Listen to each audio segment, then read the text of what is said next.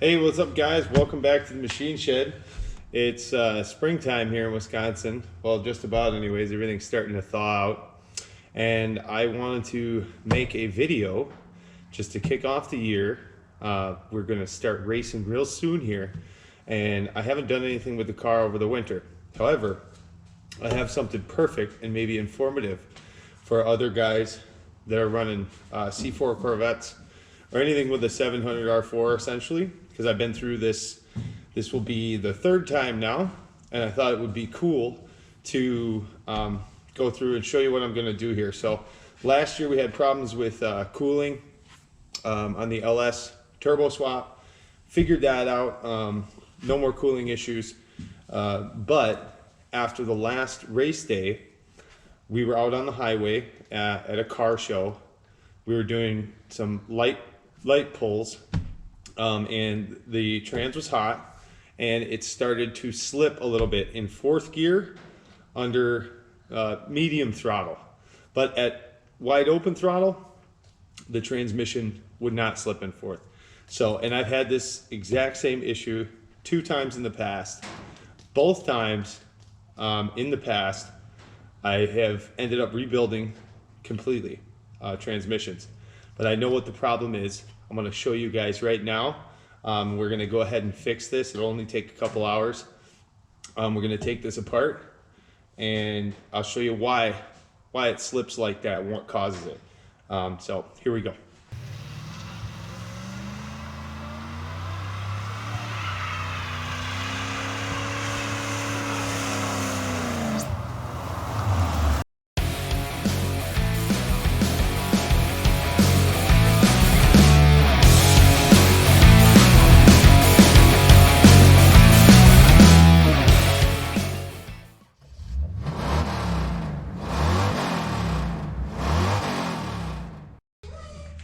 All right, guys, so it's no mystery, I suppose, if you've worked with these before, that the 3/4 clutches tend to go out in them. Now, if you let the trans keep slipping, it'll cook the rest of the transmission. But if you replace these 3/4 clutches and catch them in time, like I hope I did, it really can be just a matter of replacing your 3/4 clutches. It's important to also keep in mind that this transmission only has probably 3,000 road miles on it, but it does have over 100 track passes on it with nitrous and turbo. So doesn't have very many road miles on it, but it has been ridden pretty hard. It goes without saying though that if you're having a bunch of different issues, you might be looking at a transmission rebuild. If you're just having this specific issue, this could be the problem, and that's what I hope I have here, because all my gear changes are fine. This trans was built about 5 years ago by a good friend of mine. He did do some modifications to the pump as well as the valve body in it, the 1-2 accumulator, things like that. So I guess you could call it semi-built, but it still has all the original 700 R4 hard parts, like input shaft, output shaft, stuff like that. But anyways, we're gonna kick it off by pulling all of these pump bolts out, and then we'll flip it over and pull the pan.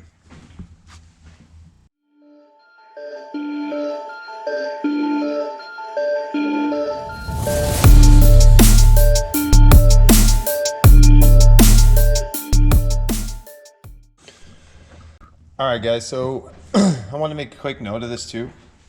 You can see down in the pan here, there's no chunks of metal or anything, but you can see a pretty significant amount of clutch material. And I changed the fluid in this transmission every 4 race weekends. So the fluid is still good, but it got changed pretty frequently. And each time leading up into when I actually had this issue where the 4th gear was slipping under partial throttle, there was more and more clutch residue in the pan each time I changed it. This is the most extreme that it's been.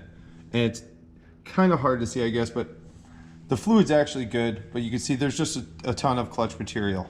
But there's no actual chunks of metal. And looking in the bottom of the filter too. There's nothing in the filter.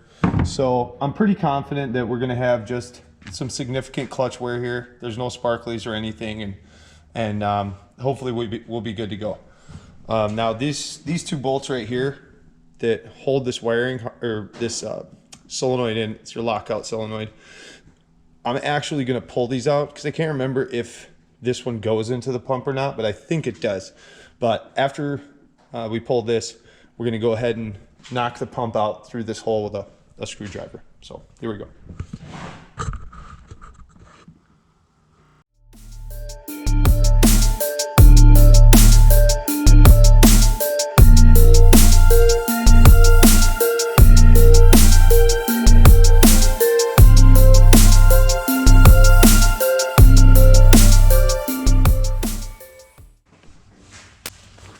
All right, guys, so it kind of fought me there a little bit. Once you get it past this ridge right here, she just slides right out. Use both hands on this. And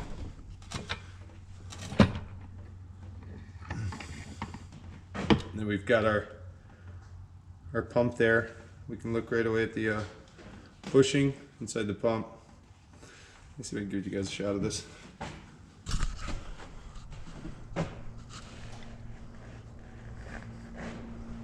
Oh, it's hard to see.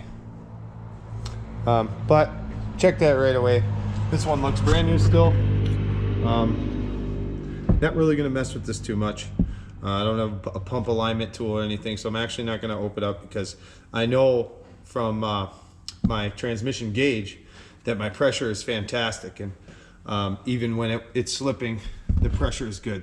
So now we can take a look inside. Oops. Now we can take a look inside the tranny here. You see you've got your pump gasket there on the outside.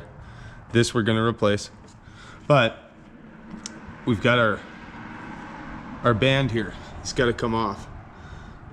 That locks over this drum.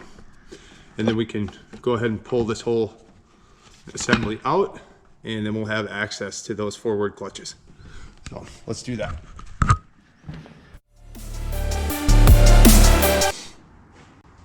All right, guys.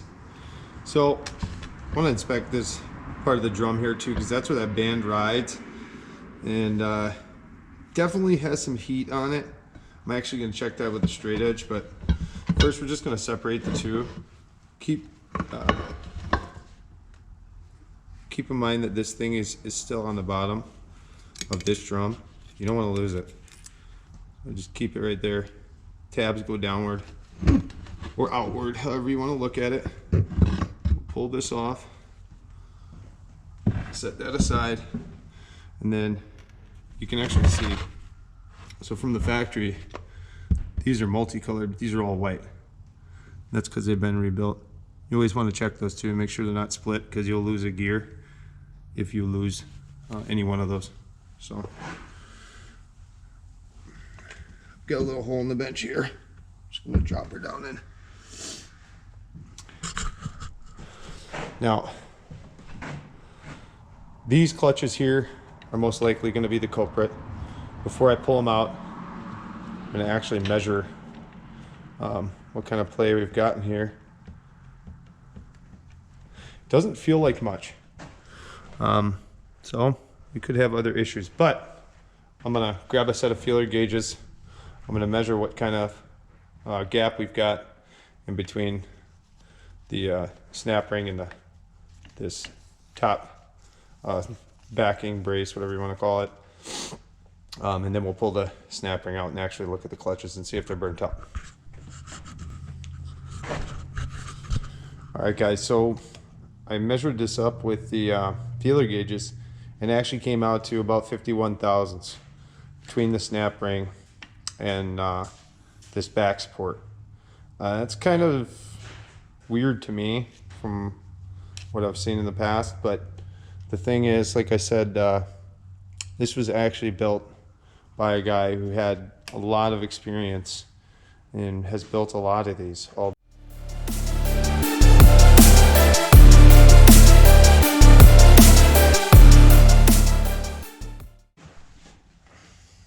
All right, guys. So we've got our clutch discs out here, and I guess it's hard to see. I hope you can see this, but it's kind of just exactly what I expected. You can see all the bluing in the steels. All of the clutch discs themselves are all burnt up. So we're just going to set these over to the side here. Okay, now we know we've got our 3/4 clutch discs are burnt just like we thought.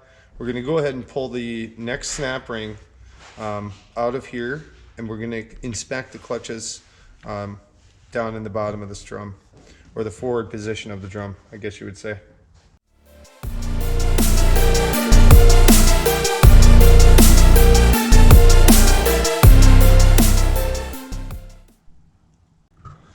All right, guys, so anyhow, this is what we got. Got to pull the sprag out.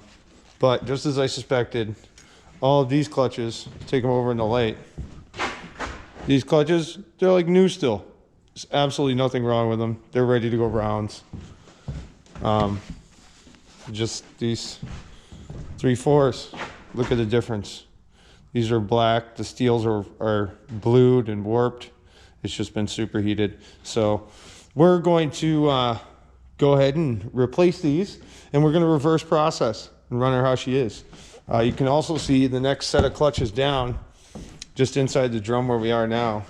I guess it's hard to see. I'll pull this one up. I want you guys to see this just so I can illustrate my point. These things are brand new still. So you know, if you're having problems with that 3/4 slippage, it could just literally be clutch packs. Of course, if you sit there and run this thing like this with those 3/4 clutches like that, it will burn itself up. It's going to burn the whole tranny up. It's just going to get everything hot. It's going to burn all of the clutch discs, and then eventually it's going to start. If it's still going, it's going to start working its way into other parts of the tranny. So, and I say this out of experience, because the first time this happened to me, I used to have an 87 IROC Z28. Exact same thing happened. Started slipping into high gears, and at the time I was a kid. I had no money to fix it. So, you know, you just keep riding it until she dies, and I ended up with a completely cooked transmission. Second time that it happened to me was actually with this exact transmission, and that was when I took it to Paul to have him build it, and he was nice enough to share with me exactly what was wrong with it, and he did go through the whole thing at that time. But right now there's really no reason to do anything else than to change these clutches out. So anyhow, we're going to reverse assemble this.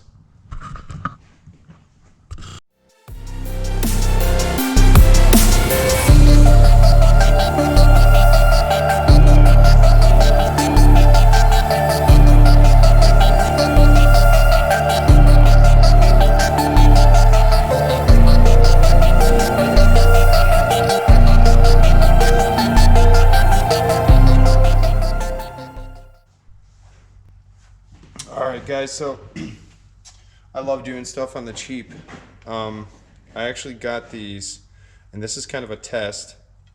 You know, we'll see what they're really worth, but these are actually from Remco, and but they're made in the USA. They each say made in the USA, even has a date and the part number.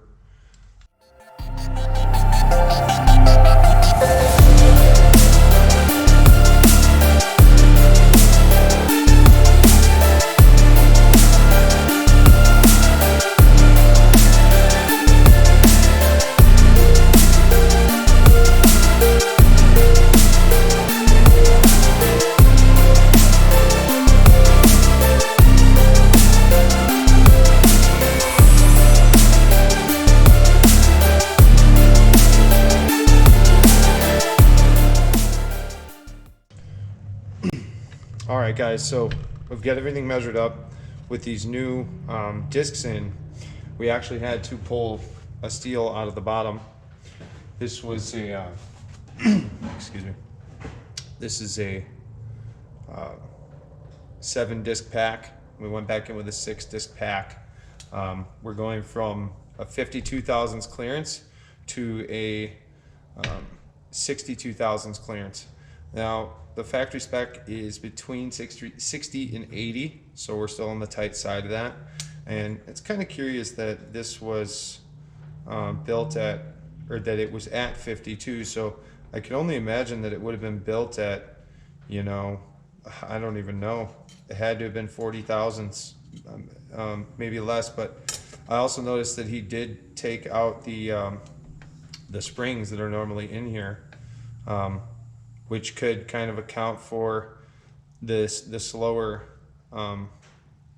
shifting, because those springs actually help to shift the trans fast. I didn't know that he had pulled the load springs out of it, but I digress. That's what we got to work with. So that's what we're going to run with. I'm going to actually take this back apart so I can soak all the clutch packs, and we will get this thing.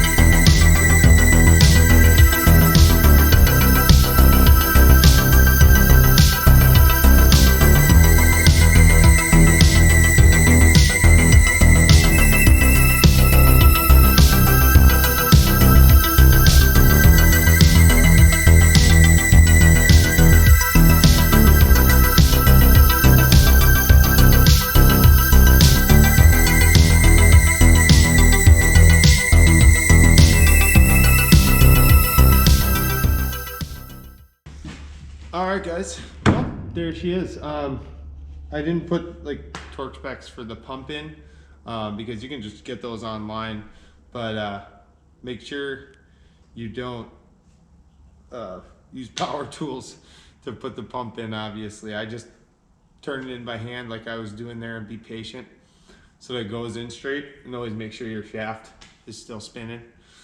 I suspected it was the 3/4 clutches. That's exactly what it was. All the other clutch material on the transmission was good. And yeah, so we just put new 3/4 clutches in it. And the reality is I bought that Remco kit for $100 online. And but I saw that the clutches were made in the USA, so I'm like, you know what? Let's try it out. Let's see if they work. Because if they do, if this could last, if those clutches could last a season racing, man, I'm all for it, you know. Anyways, I hope you guys enjoyed it. If you did, please leave me a like and subscribe, because I'm going to be doing a lot more racing this year, a lot more track days. I'm going to try and record and put them online for everybody to see, including the track members. If anybody's watching this from Hillsboro, shout out. Love you guys. And yeah, we'll see you soon.